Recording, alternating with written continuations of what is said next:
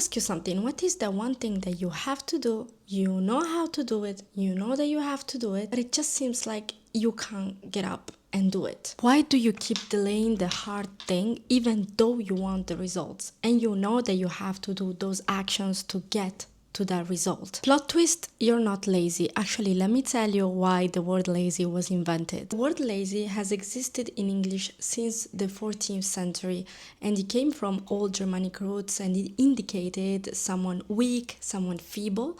And you know, as culture evolves, right now it's a way of saying you're not doing what I think that you're supposed to be doing. Okay, so it's a judgment and not a fact. But neuroscience says that there is no such thing as laziness. Usually it's procrastination, so fear of judgment, fear of failure, low energy, we didn't get enough sleep, so we feel burned out, depressed, super tired. We avoid a task because we don't realize that it's completely misaligned with our identity and our values. And inconsistency, it's because there is a lack of structure. We need someone kind of like helping us to get to where we want to get. So instead of telling yourself that you're lazy or telling other people that they're lazy, maybe you should dig deeper and understand, am I feeling dysregulated? Am I feeling tired? Is there anything that I'm trying to avoid? What am I trying to avoid? What is the feeling or the emotion that I'd rather skip and stay in bed instead, and obviously cause even a worse situation? So let's start from removing the word lazy away from our dictionary and vocabulary, because remember that your identity is something that you create, and if you repeat every single day that you're lazy, then you're gonna be right and embody that. So there are different ways that you can explore this situation and understand what's going on. So here's the secret that no one is telling you, and it's backed up by neuroscience. First of all, your brain loves instant rewards and quick dopamine, so he will do anything to get to the shortcuts and get that cheap dopamine that doesn't really reward you but actually drains you. And secondly, your brain is designed for survival, okay? You need to think about thousands and thousands of years where your brain was in constant survival. So right now with evolution, it's trying to keep up and obviously can adapt, but it's still in that survival mode. So it will always tell you, hey, just stay in bed 5 more minutes. You don't want to tackle the day. It's too risky outside. Or don't intervene during the conference. You're gonna sound stupid and people will judge you. I'm trying to protect you here. So this is what your brain does. It's not working against you. He's trying to protect you, but he's a little bit clumsy. And that's why you need to train your brain as if it was your dog, literally. I'm gonna give you 3 hacks that will make your brain love effort and understand that after the effort, the dopamine will be so good that it will get addicted to getting things done. Your brain doesn't care about your dreams. That's why when you tell him, hey, let's start the essay, let's go to the gym, let's start the business, he's like, no, thank you, where's the hit?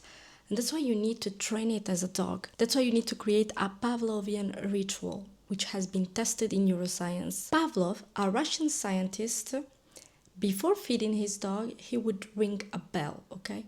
Every time he rang the bell, the dogs would come to him and start salivating. He did it once, twice, 3 times, 4 times. The 5th time, the dogs would automatically, like as if they were on autopilot, come to him and get the food after he rang the bell. So this is exactly what happens with your brain. You have to give it a Pavlovian ritual. So here's the thing, your brain resists hard things because it doesn't see an instant reward, as I told you. Wants dopamine now. It's neuroscience, we cannot change it. So that's why we train it as a dog, okay? So what do? It's that you preload dopamine before doing the hard thing. By creating a ritual, your brain starts to associate with action. So for example, I used this perfume. Every time I wear this perfume, it reminds me of Asia. Okay, I was in Asia, I was having fun, and when I wear this perfume, I'm like, okay, this is time to get into business.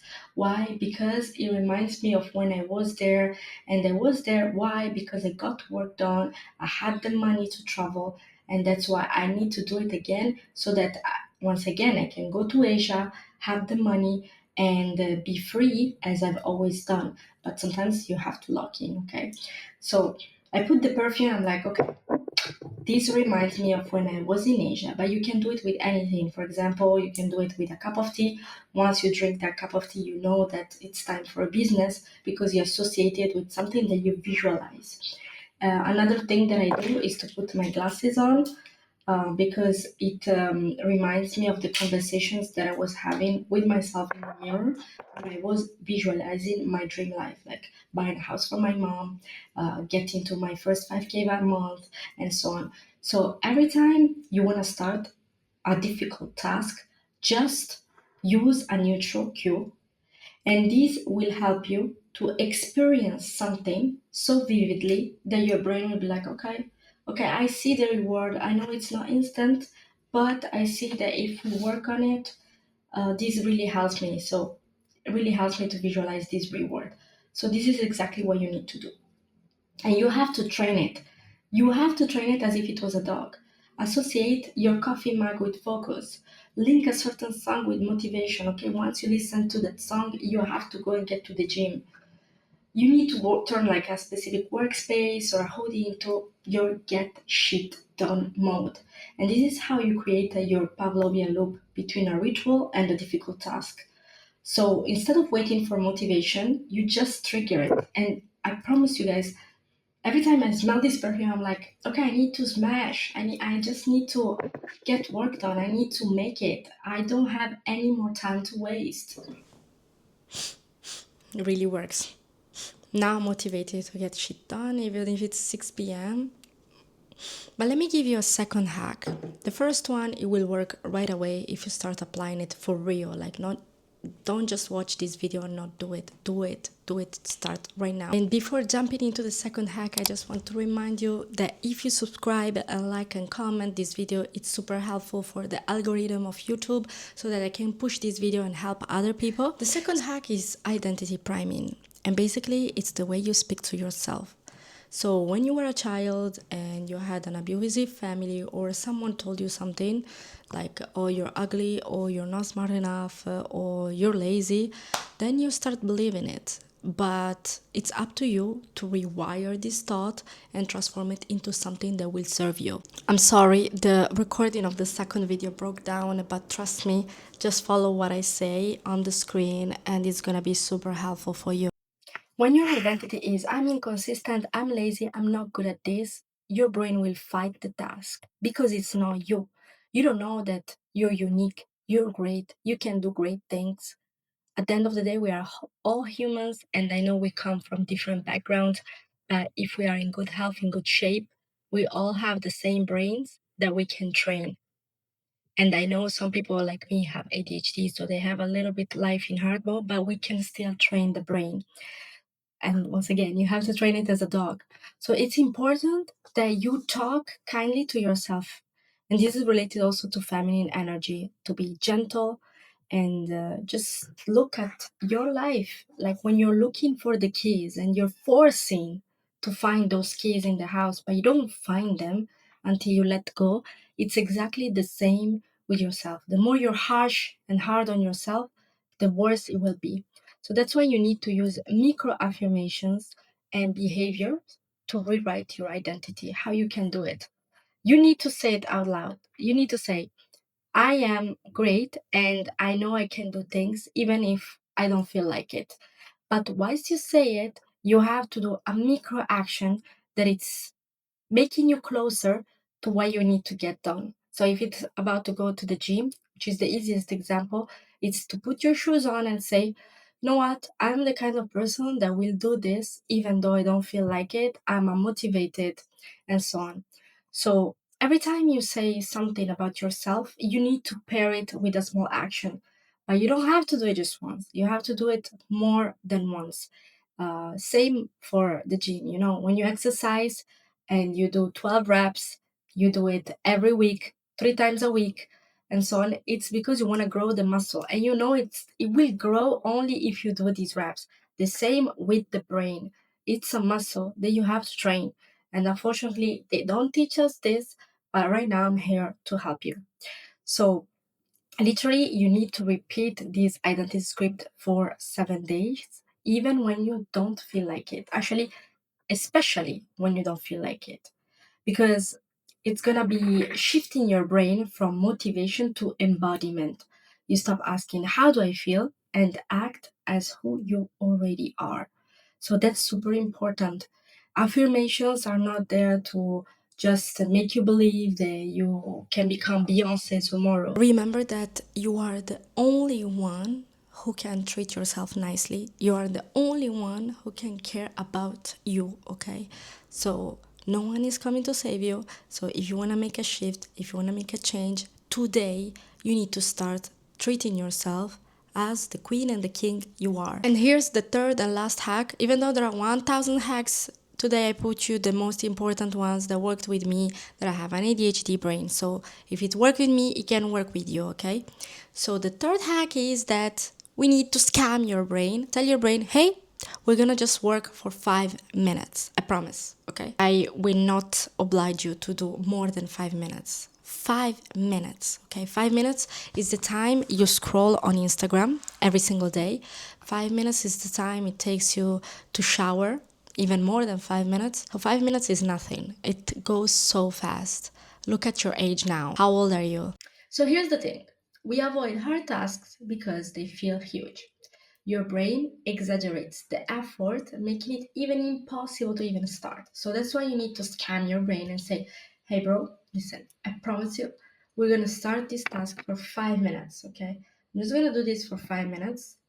And by using this time distortion, we are helping the brain to be like, okay, I can try to do this for 5 minutes. Because we are shrinking the task into something emotionally manageable into something emotionally manageable. So, what do? You set a timer for 5 minutes and you just start. There is no pressure to finish, no pressure to do it well. For example, if you go to the gym, just go and start for 5 minutes. But most of the times, actually 99% of the time, it has been proven. Once you start, you keep going. And if not, it doesn't matter. You kept your word, and that built self trust. Why this works? Because this leverages in science the, I don't know how to pronounce this guy name, Zeigarnik effect, and basically tricks your amygdala into relaxing because the threat is now tiny and manageable. Okay, so 5 minutes is nothing compared to the time that you waste every single day on social media. I use this technique today, and I used the first hack today to get this video done. So this is what you're gonna do this week. You're gonna pick your dopamine ritual. What it's gonna be, a perfume, what it's gonna be, your coffee, your favorite pancake, an ice cream, what it's gonna be. Choose something that will get you started. Secondly, you need to speak to yourself as if you were the queen and the king that you always praised before. You cannot just praise people that you don't know, these footballers, singers, and so on, and not praise yourself. You're the star of your life. When you're stuck, just say 5 minutes. 5 minutes, bro, to your brain. That's all. And then, because it's science, it's backed up by neuroscience, your brain will be like, okay, we are in the task right now, don't bother me, we're gonna finish the task. We have to do this. If you didn't see it yet, I wrote the Mindset Reset Toolkit, which will help you to apply these 3 hacks even faster, because one thing that no one tells you is that you need to tune in with your 5 senses, reset what's going on in your mind and in your brain, and then you're gonna be able to focus on the rest. Because, for example, if you're eating sugar every single day, if you're not exercising, if you're listening to garbage music with bad hearts, so bad frequency, then it's normal that you cannot focus because you're letting your external environment affect you. So once you realize that your 5 senses are super powerful and how to use them, then you're going to be able to focus on your dreams and on what actually matters. Just realized I can hold this microphone this way. It's way better. Anyways, remember to train your brain as if it was your dog. It's your best ally, okay? Your brain is not you. Your brain is not you, and something that no one tells us, but the neuroscience does. And if you train it, then it's gonna be the perfect machine so that you can reach whatever you want to reach and get whatever you want to get. So these 3 hacks will change your life. Just apply them, work on it, do it. This is concrete advice that you can apply right now.